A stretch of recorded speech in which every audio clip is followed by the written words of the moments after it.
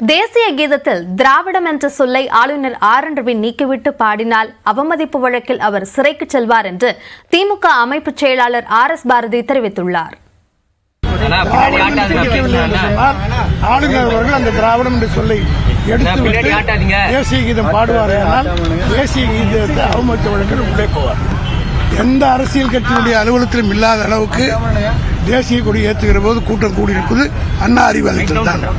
ஆக எங்களுடைய தேசிய பற்றுக்கு யாரும் சர்டிபிகேட் கொடுக்க வேண்டிய அவசியம் இல்லை. பாஜகவும் RSSம் வைத்துள்ள சித்தாந்தம் தான் போலி சித்தாந்தம் என்று தமிழ்நாடு காங்கிரஸ் கமிட்டி தலைவர் செல்வ பெருந்தகை தெரிவித்துள்ளார்.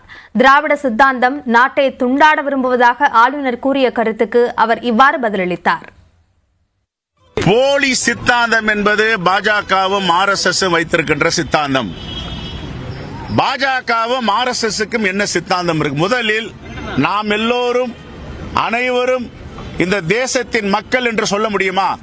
பாஜகவாலேயும் ஆளுநராலேயும் இந்த தேசத்தில் பிறப்பவர்கள் எல்லாம் இந்த தேசத்தின் பிரஜைகள், எல்லா உரிமையும் அவர்களுக்கு கிடைக்க வேண்டும் என்று மகாத்மா காந்தியடிகள் சொன்னார். அரசியலமைப்பு சட்டம் சொல்லுகிறது. இதை ஆளுநர் சொல்ல முடியுமா?